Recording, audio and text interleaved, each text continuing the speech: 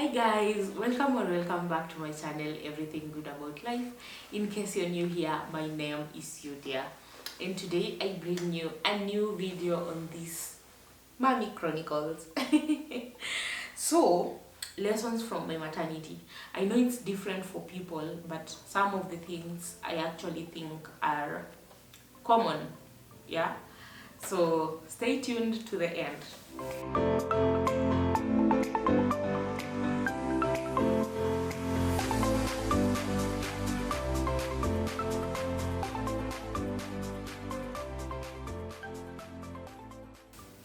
Now, lesson number 1, rising from bed. Apparently, there's a way you're supposed to rise from bed. You just don't wake up the same way you used to do. But I'm not really going to talk about this because I know of a person who was told to rise differently from my own case. And since I don't have any medical background, I'm not going to comment on this. So, you'd have to ask your own doctor on how it's going to be for your case, I guess. But I really doubt if you're going to ask, if you'll have to ask. I think they're just going to tell you on their own. Lesson number 2, the iron and folic supplements that we are given. So the reason we are given this is because they have to boost your blood BH. I have no idea what blood BH is. I don't remember anymore. But anyway, they have to boost your blood BH because during childbirth, the baby takes a lot of your blood and the baby takes a lot of your calcium, right? Before they come out. So they have to give you these supplements because they are trying to boost you, right? So long time ago, these things were not really given as much because they are not really out there, and that's why most of the time you're being told eat a lot of these vegetables, eat a lot of these certain foods, blah blah blah blah. But right now you're being supplemented, so even if you don't eat those, we all know what pregnancy comes with, and sometimes the foods you're supposed to eat are the foods that the pregnancy does not want, so you're being supplemented. And I was told that the blood BH has to be 13 when you deliver. I was told in my case that if it will be below 11, I will not be allowed to leave the hospital, right? Anyway, number 3, drinking water. Why are we told to drink water during pregnancy? I drank a lot of water, you guys, but it did me good. So during pregnancy, you tend to urinate a lot of times, right? Of course, the urine comes with urea, but it tends to bring out diseases like UTI, more like recurrent UTI. You will notice that most pregnant women are treated recurrent UTI every time. Like, you're treated and then you suffer from it again, you go back. This is because of everything that's coming out with the urine, because you're urinating too much. Now, when you take a lot of water, the urine is diluted. Every time it comes out, it's diluted. So it's not coming out with those diseases. Like, it's not really coming out with the diseases, but it's not attracting them.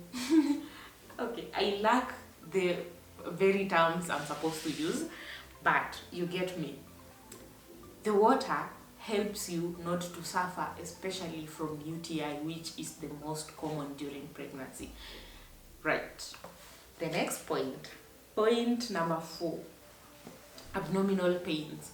Why we have abdominal pains during pregnancy? Now, I was told that in early pregnancy, we have these abdominal pains because your uterus is growing. Yeah, it's growing and stretching.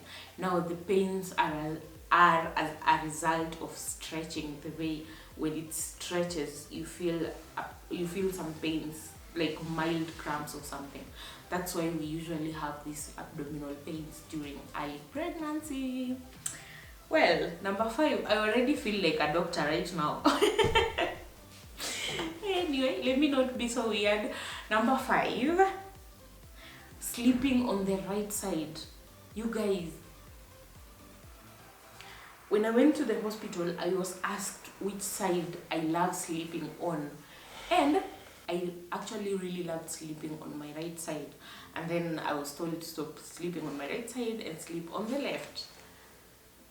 Okay, in the beginning I thought that it was simply because I loved sleeping on my right, but it turns out that apparently the liver is on the right side, so they advise you to sleep on the right side, on the left side, so that you remove pressure from the liver, which also helps in the flow of blood and all sorts of things that the liver does.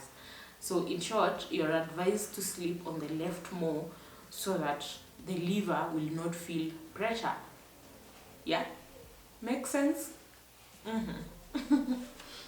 Anyway, number 6, lifting or carrying heavy things. Now, a funny story. During my pregnancy, I was not eating. I think I've already told you this. But then there's a day I just wanted porridge. There's this traditional Kikuyu porridge that is just mwah. So my heart just wanted that, and I knew that's something I could drink. So I asked my mother-in-law to prepare that for me. And she prepared a jerrycan of 20 liters. Yeah, porridge in a jerrycan of 20 liters. Now, when she wanted to bring the porridge, of course, it was coming via motorbike. So she asked if my husband was in so that he can come down and carry it. But my husband was not in. And she was like, okay, the porridge will just come when he's around. So I started wondering, when my mother-in-law thinks I cannot carry like 20 liters, a 20 liters jerrycan. And then I remembered I'm pregnant and I'm not supposed to carry heavy things. So when I went to the hospital, I inquired why we are told not to carry heavy things, and I was told if you carry, especially lifting from down, and it's something really heavy, it can lead to a miscarriage.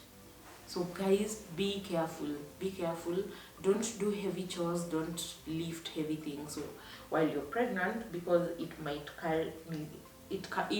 lead to a miscarriage. Yeah, and that really frightened me. Yeah, but we are done with the journey,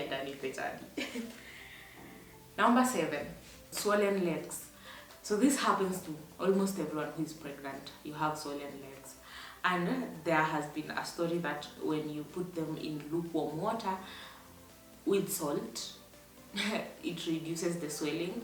According to my doctor, that's just a story. Yeah, of course, putting your legs in warm water just makes you feel good. It's like massaging, some mild massaging or something. So the lukewarm water has nothing to do with the legs coming down. It just helps you feel good. But I was told you raise your legs up, like you can put it on a stool so that they are raised up, and this helps in the circulation of blood. Yeah, it removes pressure from your legs.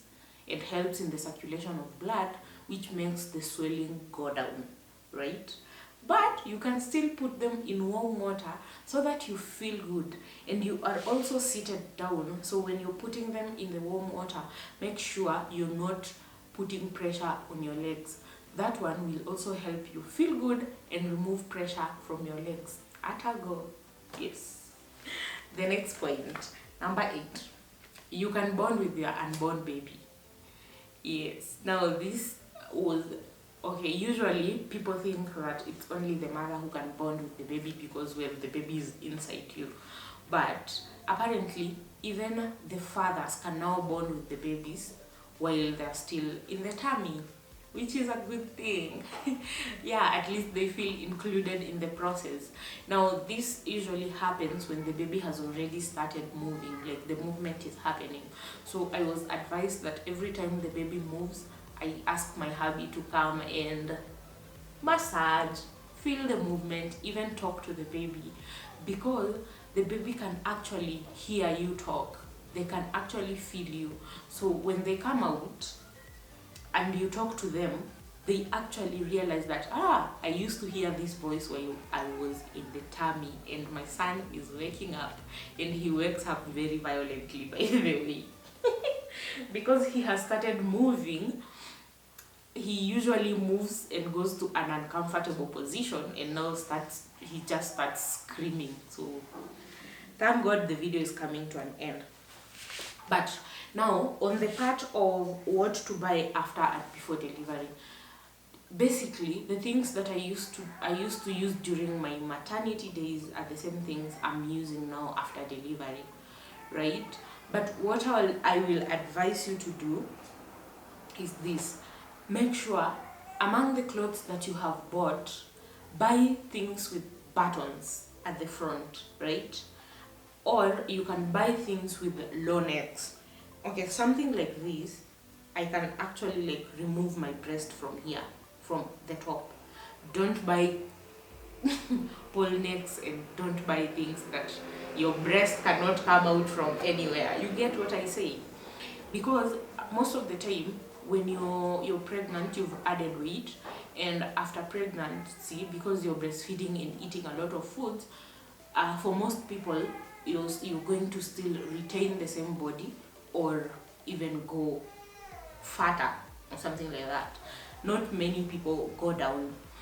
So if you're intending to use the same clothes like I do, make sure you buy good clothes. Buttons, my dear people, buttons are, it's I cannot concentrate when my son is crying. But anyway, buttons is the golden rules. They are the best clothes you can ever buy. Another thing, bras. Now, when I was going to buy my breastfeeding bras, people, the breastfeeding bras are expensive.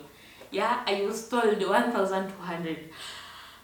I came back home and thought about it for like, what, almost a month before I went to buy. If I'm thinking 1,200. Yeah, I buy bras for less than that. Please, you people. So 1,200 from nowhere was just a big deal to me. But I have good news for you. I got somewhere where the bras were going at 400 shillings. I think it's called Sira. I'm not sure if I remember the name well, but it's called Sira. It's on Tomboya, opposite fire station, right where the matatus for Isili are parked. You will see it. It has some green colors, and it's actually very huge. Because it's a complete lingerie shop, it's big, you will not miss it, and I'm pretty sure it's called Sira. Yeah, so I got my bra at 400 shillings, and stupid of me, I bought one because my head was like, I'll only be wearing this when I'm going out, and when I'm going out, mostly it's because I'm going to clinic, so I will not need many of these bras, which was a very bad idea, because the bras I have a metal clip at the bottom. Now if I use the bras I have like, one, I'm spoiling the bra because the metal clip bends, and two, it's very uncomfortable. It hurts me. Like, the more your baby is breastfeeding, the more it's becoming uncomfortable for you. So it was a bad idea to not buy that bra. And now I'm currently not going to town, and I don't think my hubby can actually buy that for me, so I'll have to, I'm still working with one. But you guys, make sure you're buying that breastfeeding bra, or if you're not buying the breastfeeding bra, another bra you can buy is the bras that don't have the metal clip at the bottom. That one can also work, right? So I hope I have helped someone. I have to go feed my baby. Thank you for watching this video. I hope you've learned something, and I hope you really enjoyed. This has been everything good about life. Bye. Don't forget to subscribe. Mwah.